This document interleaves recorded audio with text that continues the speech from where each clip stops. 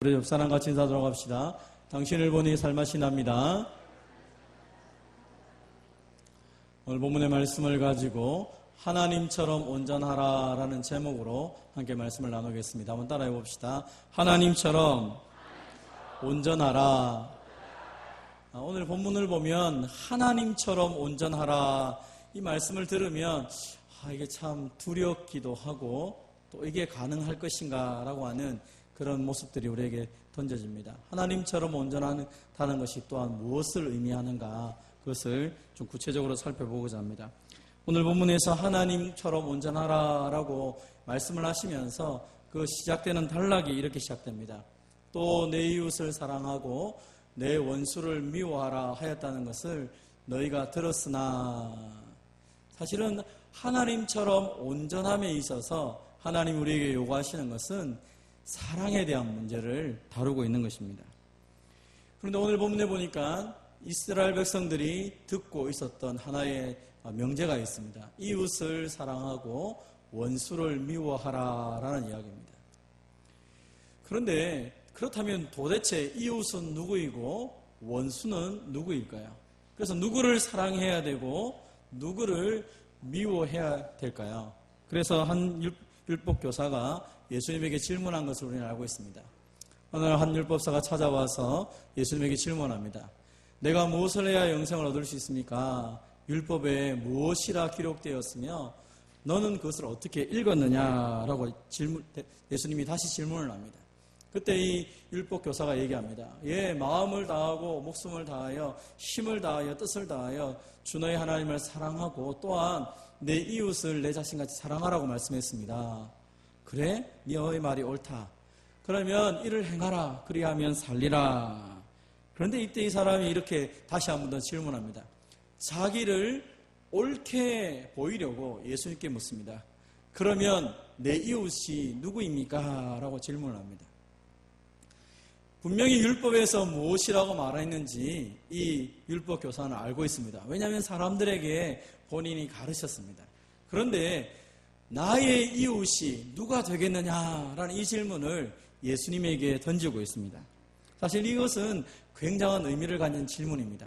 예수님이 즉답을 하지 않으시고 하나의 비유를 들었죠. 한 사람이 예루살렘에서 여리고로 내려가다가 강도를 만났다. 그때 강도 만난 그 사람을 세 사람이 지나갔는데, 첫 번째는 제사장이 지나갔는데 그냥 강도 맞은 그 사람을 지나갔다. 두 번째는 레위인이 지나갔는데 또 그냥 지나갔다. 어쩌면 예루살렘에서 함께 예배드렸던 그 사람인지도 모르겠는데 강도가 두려워서 혹은 이 사람이 죽은 시체 같은 느낌이 들어서 그냥 지나갔다. 그런데 사마리아 사람이 지나가다가 이 강도 만난 사람을 포도주를 붓고 또 약을 바르고 그를 나귀에 태워가지고 또 여관에 가서 맡겨놓고 지나갔다. 너희의 생각에는 이 세 사람 중에 누가 강도 만난 자의 이웃이 되겠느냐라고 질문을 합니다. 누가 나의 이웃입니까? 누가 나의 이웃이 되겠습니까? 누가 강도 만난 자의 이웃이 되겠느냐라고 질문합니다. 그때 이 사람이 율법교사가 대답을 합니다. 자비를 베푼 자입니다. 왜 자비를 베푼 자라고 대답을 했습니까? 사마리아인이라고 말하고 싶지 않았기 때문입니다. 사실은 그의 생각, 유대인들의 기본적인 생각에서 이웃은 유대인입니다. 원수는 누구입니까? 이방인입니다. 그래서 사마리아인을 향하여서 사마리아인입니다 라고 말하지 않고 자비를 베푼 사람입니다 라고 그렇게 표현을 한 것입니다. 누가 나의 이웃입니까?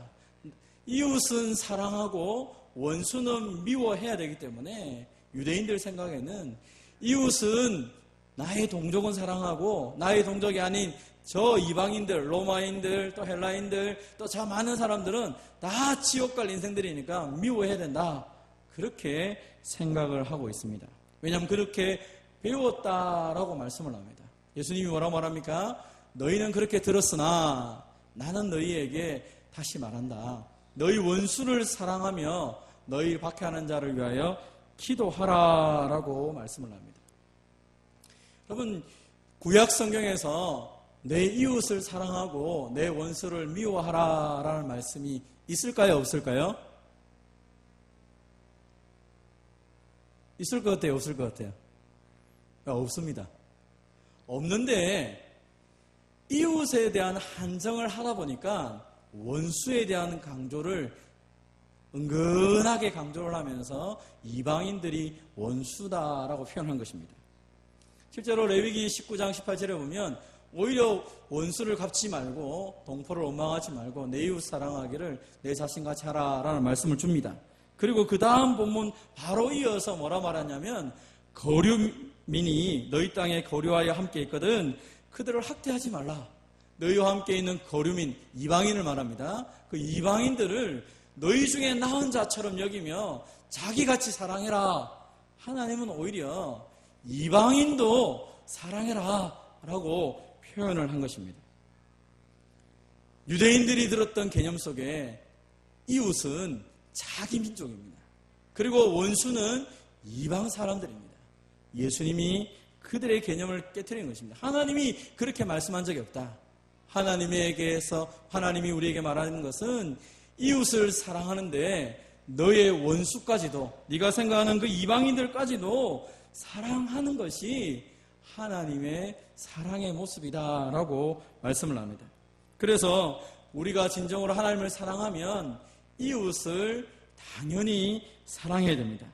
다시 말하면 이 말씀 그대로 믿는다면 우리는 이웃을 사랑하고 원수를 위해서 기도해야 되는 거죠. 나의 원수를 사랑하며 나를 박해하는 자를 위하여 기도하는 것이 하나님의 온전한 모습이다라고 우리에게 말씀을 합니다. 사랑하는 성도 여러분, 세상이 우리에게 포기를 원하는 것, 아니 좀 더 정확히 표현하자면 하나님이 우리를 통하여 세상 가운데 보여주고 싶은 것이 무엇일까요? 그것은 바로 하나님의 자녀들, 하나님의 교회 공동체가 세상하고 다른 것이 한 가지 있는데 그것은 바로 원수를 사랑하는 것이라는 것입니다. 박해하는 자를 위하여 기도하는 것입니다. 그럼 박해라는 단어는 뭐냐면 끊임없이 나를 고통스럽게 한다는 단어가 박해입니다. 너희를 끊임없이 괴롭히는 자가 있느냐? 사랑하고 그를 위하여서 기도해야 된다라고 하나님이 말씀하십니다. 그것이 바로 너희가 나의 자녀라고 하는 증거가 될 것이다 라고 얘기합니다. 사실 우리가 하나님 앞에서 이렇게 하지 않으면 하나님의 자녀답지 않다라고 말합니다. 그래서 오늘 본문은 우리에게 너희가 왜 원수를 사랑하고 너희를 박해하는 자를 위해 기도해야 되는지, 사실 그 모든 것의 근본은 우리가 다른 사람을 사랑하면서 특별히 나를 끊임없이 괴롭히는 사람, 원수를 사랑할 수 있습니까? 사랑 못합니다. 우리의 본능으로는 절대로 할 수가 없습니다. 그래서 어떤 사람들은 원수를 사랑하기 위해서 막 애를 씁니다. 그래서 어떤 극도의 도의 경지에 이르러서 그 사람을 사랑한다라고 표현을 합니다. 그러나 그건 역시 진심으로 사랑하기보다는 그냥 그 득도를 하는 자기 나름대로의 도를 닦아가지고 뭔가를 해보려고 하는, 그러다가 나중에는 다시 밑바닥으로 떨어지는 것을 보게 됩니다. 하나님은 우리에게 그런 사랑을 하라고 말하고 있지 않습니다. 또 오늘 본문에 말하는 이 사랑이라는 표현 자체가 우리의 감정 자체가 한순간에 바뀌어가지고 원수를 사랑할 수 있다라고 말하지도 않습니다. 그러나 철저하게 한번 따라봅시다. 하나님의 말씀을 따라 하나님의 말씀에 순종함으로 사랑하도록 행동하고 결심하고 사랑합니다. 하나님 우리 원하시는 것은 내가 저 사람이 나를 괴롭힙니다. 저 사람이 나에게 원수가 됩니다. 그러냐? 그러면 너는 세상하고 달라야 되지 않느냐? 왜? 하나님의 사랑을 받은 사람이고 하나님의 자녀가 아니냐? 그런데 네가 똑같이 세상 사람들처럼 산다면 너는 나의 자녀의 모습을 드러내는 것이 아니다. 그러므로 너의 의지를 내려놓고 하나님 말씀에 순종함으로 그 사람을 사랑하라라고 이야기하는 것입니다. 그 사랑의 시작은 기도입니다. 기도에서부터 시작이 되는 것입니다. 여러분, 누군가를 진심으로 기도해 보신 적이 있습니까? 한 영혼을 내 가슴에 품고 기도하기 시작하면 사랑하지 않는 사람을 기도하는 것이 거의 불가능합니다. 그러나 기도하기 시작하면 우리의 모든 관심이 다 바뀌어버립니다. 왜요? 사람에게 초점을 맞추는 것이 아니라 하나님께 초점을 맞추게 되고 그 하나님의 그 넓으신 사랑 속에서 내가 지금 서 있는 것을 발견하기 때문에 형제 자매들을 주님의 마음으로 품을 수 있게 되는 것입니다. 그래서 오늘 본문에서 우리에게 강조하는 것은 너희 원수를 사랑하고 너희를 박해하는 자를 위해 기도하라라고 말합니다. 이것이 주님의 완전한 모습이다라고 말하고 있습니다. 이렇게 해야 될 이유 따라해 봅시다. 이렇게 하는 것이 하나님의 자녀답기 때문입니다. 오늘 본문 45절은 말합니다. 이같이 한즉 하늘에 계신 너희 아버지의 아들이 되리니 라고 말합니다. 여기서 그러면 내가 형제를, 내 원수를, 나를 박해하는 자를 사랑하지 않으면 하나님의 아들이 안 된다는 말입니까? 그런 말이 아닙니다. 여기서 되리니라는 이 단어는 걸맞다, 어울린다라는 의미입니다. 다시 말하면 내가 주님이 우리를 사랑하신 것을 기억하여서 원수를 사랑하고 나를 박해하는 자를 위해 기도하는 것 자체가 하나님의 자녀다운 행동이라는 것입니다. 하나님은 우리가 하나님의 자녀답게 살아가기를 원하신다라고 성경은 말씀합니다. 내가 하나님의 자녀라고 말하면서 아이고 하나님의 자녀답게 안 살면 사람들이 비난을 하겠죠. 저 사람이 뭐 저래? 그러면 저 사람 아무것도 아니야 라고 말하기가 쉽다는 것입니다. 자녀가 잘못했는데 욕은 누가 먹습니까? 부모가 욕을 먹지요. 그래서 하나님은 우리에게 이야기합니다. 너희가 나를 아버지라 부른다면 나처럼 너희도 살았으면 좋겠다라고 하나님이 말씀하시는 것입니다. 하나님이 어떤 분이십니까? 오늘 보면 45절에 보면 나는 해를 악인과 선인에게 비춘다. 의인에게 비춘다. 또 의로운 자에게, 불의한 자에게도 나는 비를 똑같이 내린다라고 말을 합니다. 만약 하나님이 의로운 사람에게만 햇빛을 쫙 비추고 악인에게는 햇빛을 한 번도 비추지 않는다면 우린 금방 알 것입니다. 누가 선인인지 누가 악인인지 금방 알 것입니다. 비를 내리시는데 농사 짓는 철에 의로운 사람에게만 비를 확 줘가지고 농사 잘 되게 하고 악한 사람에게는 비를 안 줘가지고 쫄딱 망하게 해버리면 금방 다 알 것입니다. 그런데 하나님이 그렇게 하고 있지 않다라고 말씀을 합니다. 악인에게도 의인에게도 불의한 자들에게도 선인에게도 해와 비를 똑같이 비추고 내려주신다라고 말씀을 합니다. 왜 하나님 똑같이 내려주십니까? 구별하여서 차별하여서 의인에게만 그리고 의로운 자에게만 하나님이 좋은 거 주시면 되는데 왜 악인에게도 그런 것을 허락하셨습니까? 하나님이 아무 속이 없어서 그렇습니까? 아닙니다. 하나님의 그 인자하심, 하나님의 그 자비하심을 통하여 그 악인이 회개하여서 돌아오기를 소망하는 하나님의 그 인자하심, 용납하심, 길이 참으심이 있었기 때문에 하나님이 똑같이 내려주신다라고 말씀을 하고 있는 것입니다. 사랑하는 성도 여러분, 살아가다 보면 우리 인생에 우리를 정말로 도와주는 사람이 있습니다. 때로는 우리를 힘들게 하는 사람이 있을 수도 있습니다. 그런데 우리는 어떻게 살아야 됩니까? 오늘 성경은 우리에게 말합니다. 한번 따라합시다. 하나님처럼 그 아버지의 그 아들로 살라. 그게 성도의 모습이라고 오늘 성경은 이야기합니다. 오늘 본문은 어려운 이야기가 아닙니다. 너무 쉬운 이야기입니다. 어떻게 살아야 됩니까? 차별하지 말고 그 사람이 나에게 악한 사람이든지 의로운 사람이든지 내가 그 사람의 이웃이 되어 주어서 그를 위해 기도하고 사랑을 베푸는 것이 하나님의 자녀다라고 말하는 것입니다. 우리는 이야기합니다. 저 사람이 나에게 이렇게 돼 있기 때문에 나의 친구가 되고 저 사람이 이렇게 돼 있기 때문에 내 친구가 아닙니다. 원수입니다. 성경은 끊임없이 반대로 얘기합니다. 그렇다면 우리가 하나님을 원수처럼 대하며 살았는데 하나님이 우리를 사랑하셔서 예수님을 보내주심을 통하여 원수됐던 우리가 예수님의 그 십자가의 사랑으로 하나님의 자녀가 된 것을 기억하는 것처럼 상대방이 나에게 어떻게 행동하느냐 그것이 아니라 내가 그 사람에게 어떤 사람이 될 것이냐, 그것을 우리에게 하나님이 요구하시는 것입니다.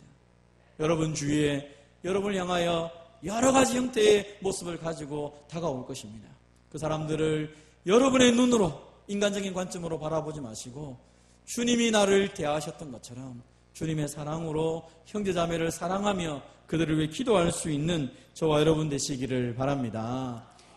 이렇게 할 때 하나님은 우리에게 어떤 일을 주십니까? 한번 따라 합시다. 이렇게 할 때에 상을 주시기 때문입니다. 오늘 보면 46절에 말하면 너희가 너희를 사랑하는 자를 사랑하면 무슨 상이 있겠느냐? 세리도 똑같이 한다. 저 세리라고 욕하는 그 사람들도 자기를 사랑하는 사람은 다 사랑하고 있다. 오늘날 우리는 이렇게 얘기하지 않습니까? 목사님, 저 사람 내가 사람 많이 사랑해요. 누구를 사랑하는지 가만히 보면 자기한테 잘해주는 사람한테만 사랑을 베풀고 있습니다.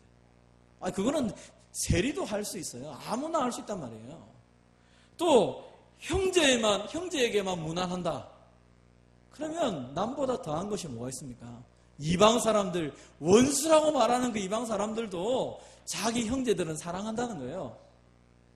그러면 우리가 하나님을 믿는다, 하나님이 살아계시다, 하나님의 사랑을 많이 받았다, 그렇게 말하면서 나 좋아하는 사람만 좋아하고 나 싫어하는 사람 싫어하고, 그러면 안 믿는 사람은 무슨 차이가 있습니까?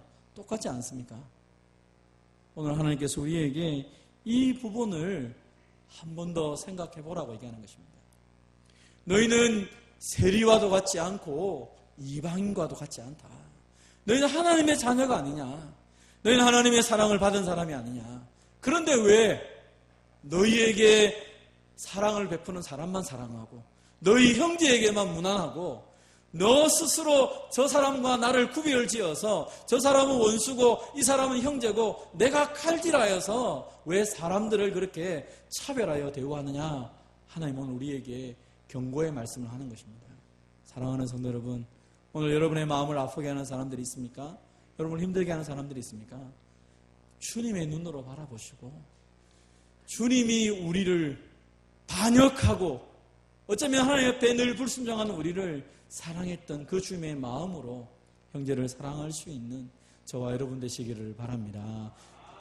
그때 하나님께서 우리에게 상을 주시고 하나님께서 존귀한 인생으로 우리를 만들어 주시겠다라고 말씀을 하고 있습니다. 한번 따라해 봅시다. 하나님의 온전하심을 바라보고 나아가야 합니다. 그래서 우리는 하나님처럼 내가 온전하게 살아가야겠다라고 결심해야 됩니다. 사실 우리는 하나님처럼 온전해질 수가 없습니다. 왜냐하면 하나님은 절대적인 완전하신 분이기 때문에 그렇습니다. 우리는 성령을 통하여 은혜를 받고 살아가지만 여전히 우리의 삶 속에는 죄성이 남아있고 옛 성품이 남아있어서 하나님의 온전함처럼 온전해질 수가 없습니다. 그렇다고 할지라도 오늘 하나님께서 우리에게 이 말씀을 주신 것은 무엇입니까? 우리의 목표와 방향은 분명해야 된다는 것입니다. 내가 그렇게 못하는데 하나님 어떻게 나보고 하라고요? 그것이 아닙니다. 너는 못할 수도 있고 너는 안 될 수도 있지만 내가 너를 하나님의 자녀로 삼고 난 이후에 내가 너를 통하여 이 일들을 하기를 원한다라고 말씀하시면서 하나님의 온전하심을 바라보아라. 장차 너의 모습들이 그렇게 될 것이다 라고 말씀을 하는 것입니다. 그래서 에베소서 3장에도 말하는 것이 너희가 어린아이의 것을 벗어버리고 이제 너희가 영적으로 성숙한 그리스도의 장성한 분량에 성장하도록 힘을 다해 달려가라 라고 이야기를 합니다. 그러기 위해서 우리가 뭘 해야 됩니까? 자기 부인을 시작해야 됩니다. 그럼 자기 부인하는 게 뭡니까? 내 생각, 내 뜻, 내 판단을 하나님 말씀 앞에 내려놓기 시작해야 됩니다. 우리는 너무 쉽게 판단합니다. 저 사람, 저 사람의 한 행동, 나의 행동. 우리는 너무 구별 짓는 것에 익숙해 살아갑니다. 정죄하는 거 잘합니다. 판단 잘합니다. 그러나 하나님은 우리에게 뭘 원하십니까? 네가 정말 나를 따라오려고 하면 그거 내려놓아라. 자기를 부인한다는 말을 좀 더 쉬운 말로 표현하면요, 모든 결정권을 내려놓는다는 뜻입니다. 내 인생의 결정권을 내려놓고 하나님께 맡기는 것입니다. 하나님, 내가 이 자리에 있는 거 하나님 때문이죠. 내가 어디 가는 거 하나님 때문이죠. 내 모든 삶의 부분 하나님 때문입니다. 공부하는 거 하나님 때문입니다. 직장 가는 거 하나님 때문입니다. 내 뜻 다 내려놓습니다. 하나님의 뜻이 이루어지길 원합니다. 그리고 내게 주어진 곳곳에 가는 것이죠. 하나님이 교회 공동체의 귀한 형제자매들을 이렇게 불러 모았습니다. 나하고 다 똑같고 내 뜻 맞고 나하고 행복하게 살아갈 사람들만 있습니까? 그렇지 않습니다. 자녀들도 내 뜻대로 안 됩니다. 배우자도 내 뜻대로 안 됩니다. 부모도 내 뜻대로 안 됩니다. 그런데 하나님께서 이 다양한 사람들을 모아놓고 도대체 뭘 하기를 원하시는 것입니까? 여기서 자기 부인의 훈련이 필요한 것입니다. 내 뜻에 맞지 않는 사람과 부딪히면서 깎여 나가는 것이죠. 내가 이 부분에 약한 것이 있구나. 내가 이 부분에 모난 것이 있구나. 박수가 치는 것은 양쪽이 맞아떨어져야 소리가 납니다. 양쪽이 안 맞으면 아무리 쳐도 소리가 안 나요. 여러분이 다른 사람과 부딪힐 때마다 꼭 기억할 것은 뭡니까? 저 사람하고 내하고 똑같구나. 그러니까 매일매일 부딪혀가지고 자기 부인을 못하니까 이 모양 이 꼴로 살아가는구나. 내 자신을 놓고 하나님 앞에 엎드려야 됩니다. 하나님의 자녀인데 하나님의 자녀답게 살지 못하는 것이 얼마나 비참한지를 우리가 알기 때문에 하나님 앞에 엎드려서 회개하며 나가는 것이죠. 자기를 부인하고 자기 십자가를 지고 나를 따라가는 것입니다. 그래서 우리가 왜 성경을 공부합니까? 왜 주일 나와서 예배를 드리고 왜 이 공동체 안에서 몸부림칩니까? 하나님의 뜻을 붙잡고 깎여 나가는 것이죠. 그리고 그 말씀 앞에서 힘있게 나가려고 애를 쓰는 것입니다. 주의 온전하심을 붙잡고 나가려고 합니다. 잘 안 될 것입니다. 우리의 몸이 죄 짓는 데 너무 익숙하여서 형제를 사랑하는 것, 주님처럼 사랑하는 것, 예수님처럼 목숨 내어놓고 사랑하는 것 불가능할 수 있습니다. 주님이 우리에게 그것을 원하고 있습니다. 한번 따라해 봅시다. 나에게는 형제를 미워할 권리가 없습니다. 아멘입니까? 여러분, 이거 진짜로 고백하기 시작하면 나가야 될 것입니다. 왜 그렇습니까? 주님이 십자가의 죽으심을 통하여 우리에게 한 가지 빼앗아간 것이 있습니다. 뭘 빼앗아갔습니까? 원수 갚는 것은 나에게 맡기고 너희는 사랑하며 살아라고 우리에게 그 부분을 주었습니다. 그래서 그걸 하려면 자기 부인이 안 되면 불가능합니다. 그리고 또 하나, 이것이 가능하도록 하기 위해서 성령 하나님을 우리에게 선물로 주셨습니다.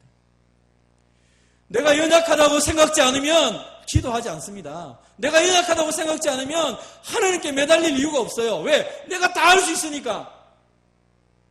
그런데 신앙생활 하면 할수록 깨닫는 게 뭡니까? 조그마한 거 하나 때문에 넘어지지 않습니까? 마치 운동선수들이 막 운동하다 넘어지는 가장 큰 이유, 그 신발 안에 있는 조그마한 모래 하나 때문에 뛰다가 그만 쓰러지는 것을 많이 보게 됩니다. 조그마한 모래 같은 것이 내 인생을 자꾸 건드려서 아무것도 못한다는 것이죠. 그럼에도 불구하고 내 힘으로 해보려고 애를 쓰면 애를 쓸수록 더 큰 사고가 일어나게 되어 있습니다. 사랑하는 성도 여러분, 철저하게 엎드리시고 그때마다 성령님을 의지하십시오. 성령 하나님이 우리의 연약함을 반드시 도와주십니다. 내가 기도하지 못하고 답답한 가운데 있어도 성령 하나님이 탄식함으로 나를 도와주시는 것을 믿으시기를 바랍니다. 그래서 이 밤에 저와 여러분의 삶에서 다채롭게 결단하면서 하나님, 내가 이제 내가 가지고 있지 않은 권리를 붙잡고 살았던 것이 있습니다. 내 이웃, 내 원수를 내가 정하였습니다. 이제 하나님 말씀처럼 내가 좋은 이웃이 될 수 있도록 도와주시고, 내게 없는 권리, 원수를 미워하는 권리가 내게 없습니다. 내게 있는 권리, 내가 사랑하고 기도하는 권리가 내게 있습니다. 하나님 자녀답게 사랑하며 기도하며 하나님의 나라를 누려갈 수 있도록 늘 자기를 부인하며 성령을 의지하며 살아갈 수 있도록 나에게 은혜를 베풀어 달라고 기도하는 이 밤이 되기를 주님의 이름으로 축원드립니다.